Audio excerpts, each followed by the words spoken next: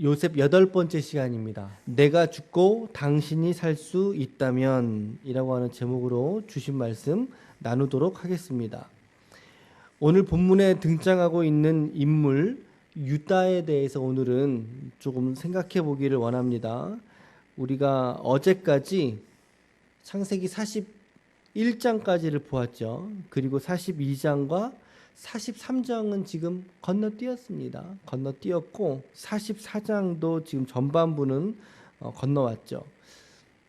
메시지가 없어서가 아니라 이번 주까지가 우리가 특세니까 좀 주제를 맞춰보는 게 좋을 것 같아서 오늘 그리고 내일 모레 이렇게 3일 동안 나머지 3일인데 창세기 50장까지의 내용들을 조금 듬성듬성 이렇게 설교하도록 하겠습니다.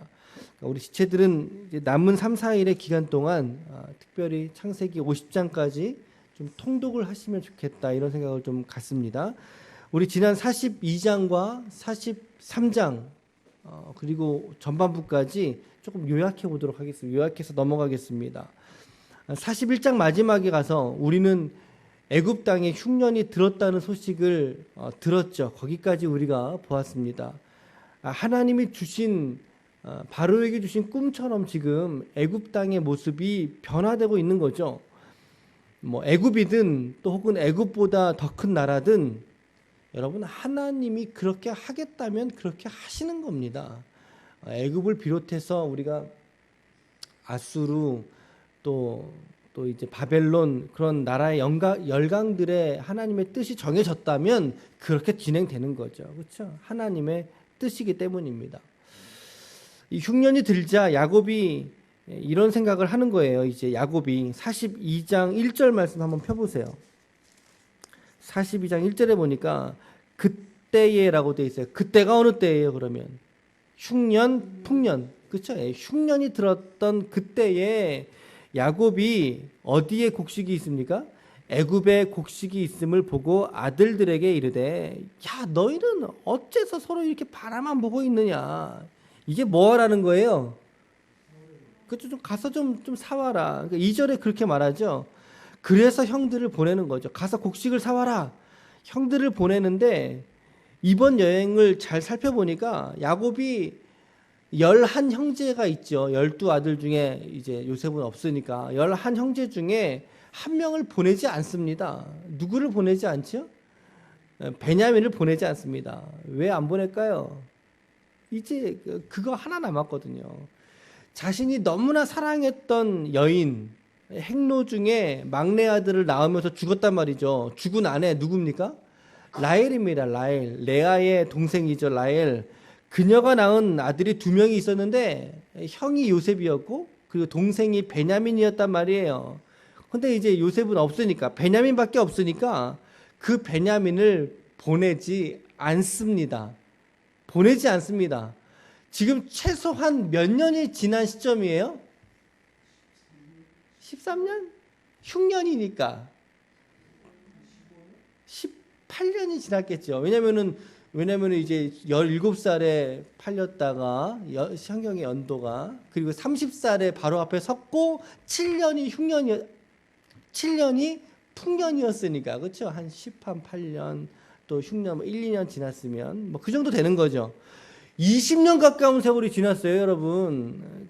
그런데 지금 사람이 바뀌어요, 안 바뀌어요? 사람이 안 바뀌죠. 요셉 그 야곱의 마음에 어떤 마음이 있겠습니까? 야, 나 베냐민까지 이룰 수 없다. 나 베냐민마저 나 이룰 수 없다. 사람은 안 바뀝니다. 이렇듯 그 편애하는 야곱의 성품은 이제 변함이 없는 것 같아요.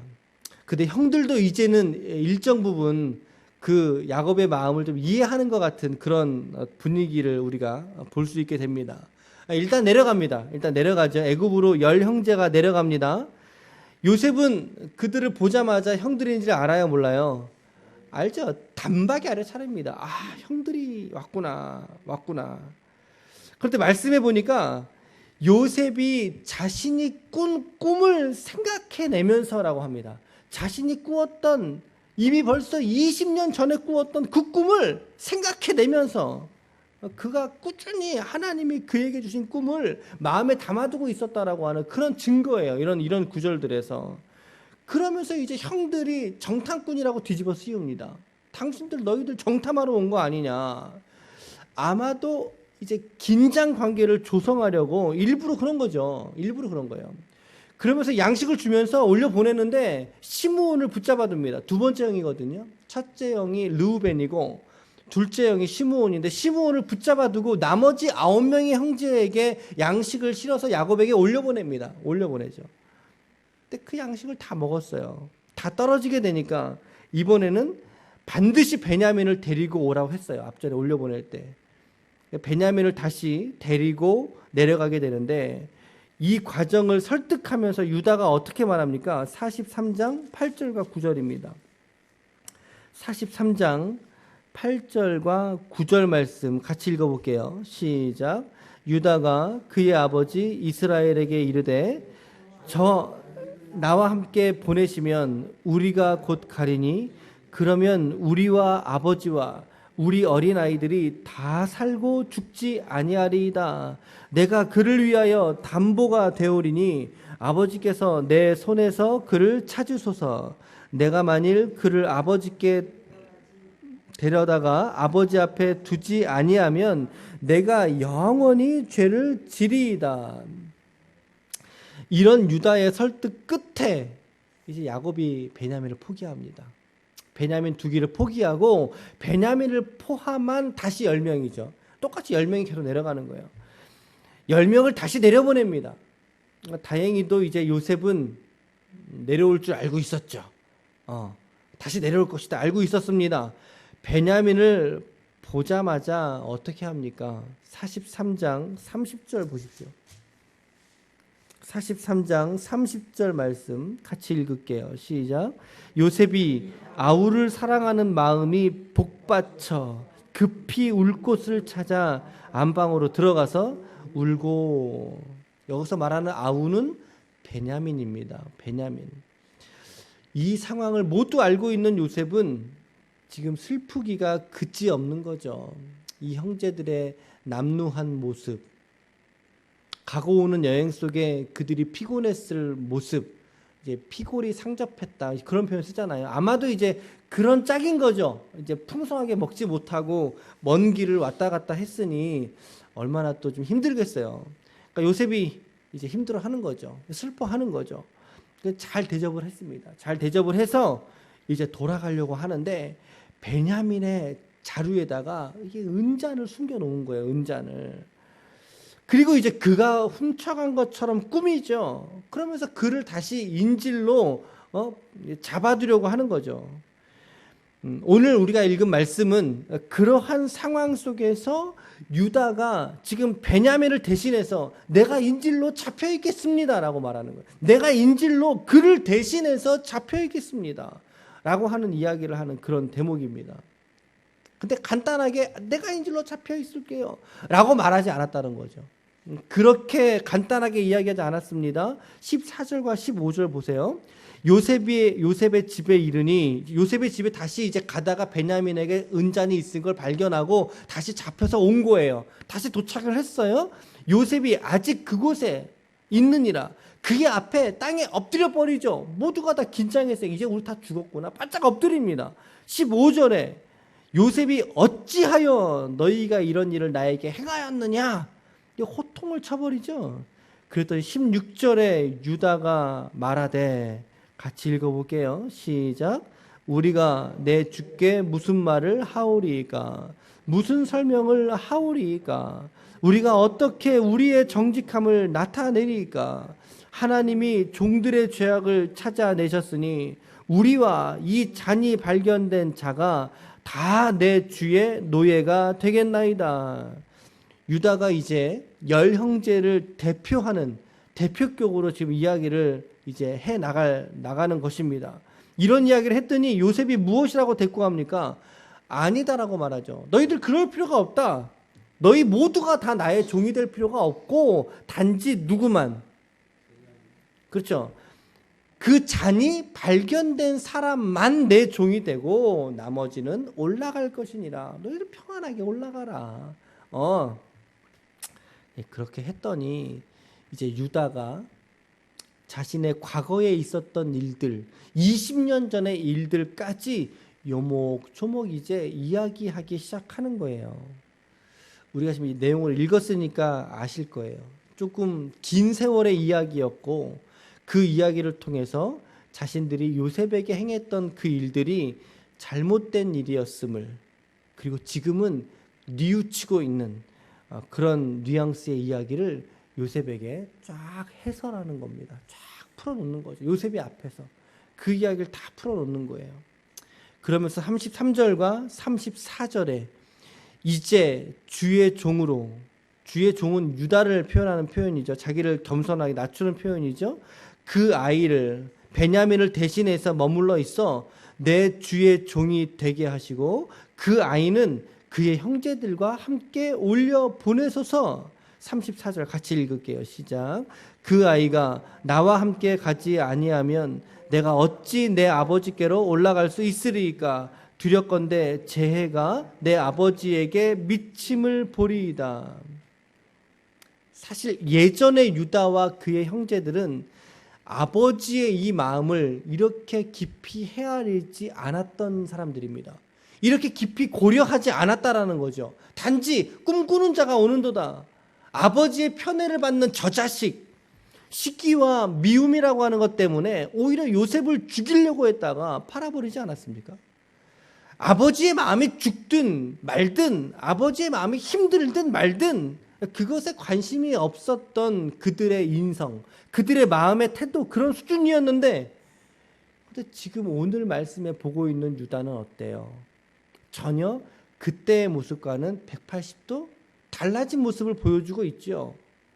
요셉도 과거에 자기들이 그렇게 저질러 버렸는데, 야, 이제 베냐민까지 잃는다면 내 아버지에게 정말 이 땅에 살 소망이 없지 않겠는가 라고 하는 그 마음, 그들의 과오를 다시 청산하고 정말 베냐민마저 잃으면 안 된다라고 하는 그 절박한 마음, 그 마음이 유다의 마음속에 가득 차 있지 않습니까, 여러분?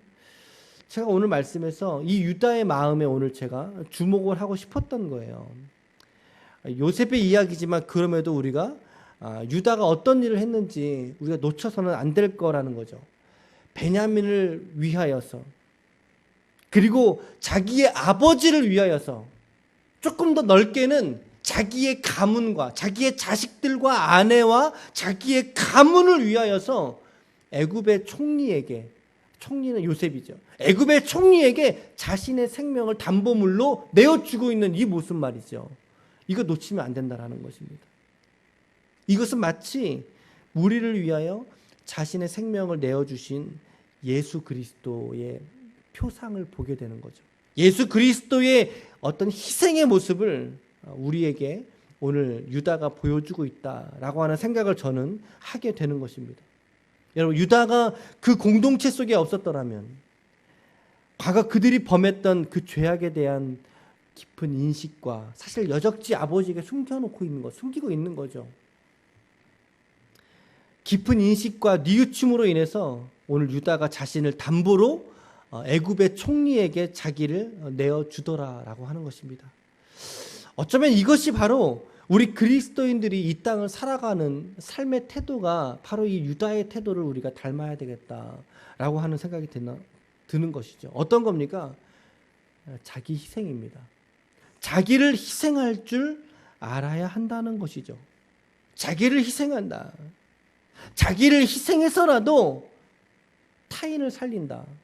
공동체를 살리고 가족을 살리고 교회를 살리든 직장 공동체를 살리든 그 생명을 위해서 자기의 생명을 내어놓을 줄 아는 그러한 희생이 오늘날 필요하다라는 것입니다.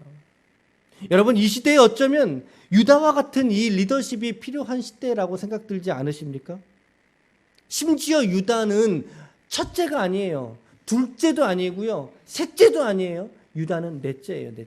넷째. 그런데 지금 대표 역할을 자처합니다.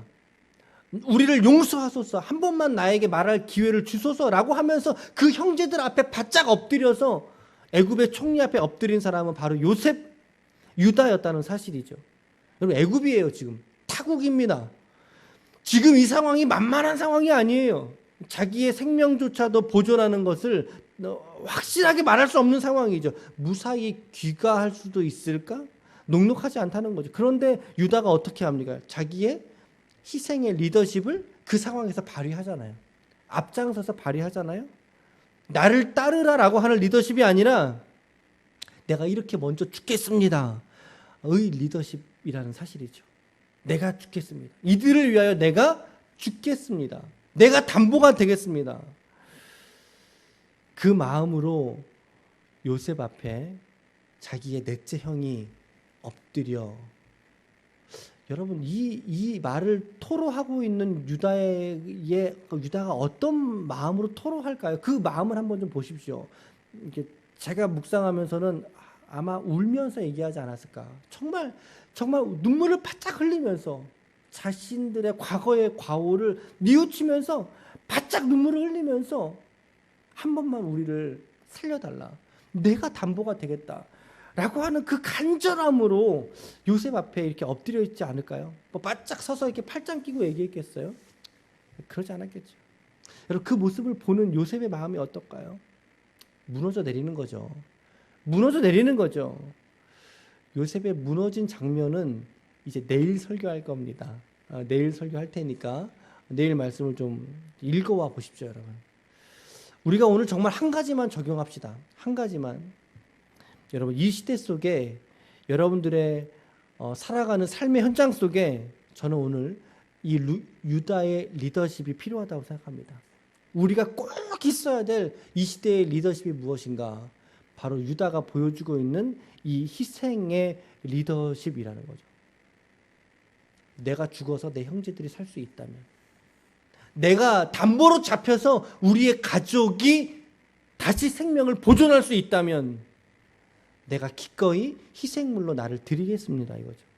자기의 유익보다, 과거에는 자기들의 질투심 때문에 자기의 형제를 팔았던 그 과오를 청산하고 이제는 자기의 유익을 구하지 않고 아버지와 형제들의 안전, 그리고 어린 자식들, 자기의 아내들의 생명을 보존하기 위해서 자기의 생명조차 이렇듯 담보로 내어줄 수 있는 이런 희생적인 자세가 이 땅에 정말 절실하게 필요한 시대를 우리가 살아가고 있다는 것입니다. 얼마나 이 시대가 개인적으로 흐르고 있습니까, 여러분? 그렇죠? 요새 뭐 스마트폰 이야기 워낙 많이 하니까 우리가 얼마나 지금 개인적인 시대를 살아가고 있고, 개인적이다 못해 이기적이지 않습니까? 물론 과거에도 우리 인간들은 개인적이고 이기적이었습니다. 인류 역사가 보여주었습니다. 하지만 이 시대만큼 이렇게 도드라지게 이러한 이 죄의 성향들이 이렇게 강력하게 드러났던 적이 또 있었을까? 라고 싶을 정도로 정말 이 시대는 너무나 개인적이고 공동체성이 무너져 버린, 우리가 이 기쁨의 교회를 와서 정말 우리 가운데 기쁨이 있는 이유가 뭘까요, 여러분? 소속감이 있고, 그리고 이 가운데 어떤 공동체성, 내가 아니라 나와 우리라고 하는 이 공동체의 생명이 얼마나 소중한 것인가 하는 것을 우리가 경험하고 있기 때문에 기쁜 거 아닐까요? 저 그런 생각 해보게 됐어요. 해보게 되더라고요. 얼마나 이 시대가 개인적이고 이기적인 시대에 빠져가고 있습니까, 여러분? 우리뿐만 아니라 우리의 자녀의 세대들은 더 심하죠. 그런데 그들의 자녀들은 더 심할 거라고요, 이게. 근데 이럴 때 바로 이 땅의 흐름과 역행하는 리더십이 필요하다. 그 리더십은 바로 오늘 유다가 보여준 바로 이 희생의 리더십이죠. 내가 담보로 잡히더라도 내 형제들이 안전할 수 있다면, 내 가족이 살아날 수 있다면. 과거에 분명 그도 실수했습니다. 그 죄악에 동참했던 사람입니다. 물론 이제 엄밀하게 치자면 루벤이 살려주자 그랬고, 유다는 혈육이니까 죽이지 말고 팔자라고 했기는 했지만, 어쨌든 그러한 죄악을 저질렀지만 시간이 지나면서 아버지의 모습을 보아오면서 그는 살아왔고, 정말 자기의 동생을 오래도록 보지 못하면서 그의 마음속엔 큰 짐이 있었을 거예요. 큰 짐을 가지고 살았을 거죠, 분명히. 그런데 이제는 더 이상 그런 짐을 가지고 살아갈 수 없다라는 거죠. 이제 내가 죽어버리겠습니다. 예, 이제 내가 죽어버리겠습니다. 요셉 앞에 엎드립니다. 내가 베냐민을 대신하겠습니다. 죽음까지라도 불사하겠다는 뜻입니다, 여러분. 이게 내 생명을 담보로 잡히겠다는 거죠. 이 정신이 있을 때 여러분들의 공동체가, 여러분들의 가족이 살아나게 될 줄로 믿습니다. 여러분들의 가정이 살아날 수 있습니다. 우리의 교회가 살아날 수 있습니다. 정말 우리가 오늘 이 교훈 하나 잊지 않았으면 좋겠어요. 내가 죽어서 누군가가 살아날 수 있다면, 물론 우리의 마음속에는 가족들, 관계된 교회가 가장 첫 번째에 떠오르는 대상이겠지만 그것조차도 우리의 이기적인 발로라고 생각을 합니다. 그렇지 않고 조건 없이, 주님은 조건 없이 우리를 위하여 자기의 생명을 내어주셨으니까 조건 없이 우리를 알고 있는 우리의 이웃들 혹은 상관없는 그 한 지체라 할지라도 내가 죽어 그가 살아날 수 있다면, 내가 희생을 해서 그가 그리스도를 알 수 있다면, 내가 내 것 포기해서 그 영혼이 하나님 앞에 돌아올 수 있다면, 그래서 생명 살리는 그 일에 그가 은혜를 입을 수 있다면, 내가 기꺼이 그 일들을 위해서 내 생명까지라도 내가 기꺼이 죽는 자리로 나아갈 수 있다면, 그 선택을 우리 모두가 과감없이, 그리고 거침없이 이 죽는 자리로 나아갈 수 있어야 한다는 것입니다. 오늘 이러한 믿음의 결단들이, 이 고귀하고도 숭고한 이 희생의 결단이 오늘 여러분들의 심령 속에 있기를 간절히 축복합니다. 하나님께서 오늘 그러한 모습의 말씀의 순종을 오늘 특별히 여러분들의 삶 속에서 보시길 원하실 것 같아요. 오늘 한번 결단해 보십시오. 주님, 제가 어떤 누구 앞에서 내가 희생하길 원하십니까? 내가 이 음성 듣고 오늘 순종하는 삶을 살겠습니다. 라고 오늘 결단할 수 있는 새벽이 되시기를 축복합니다. 아멘.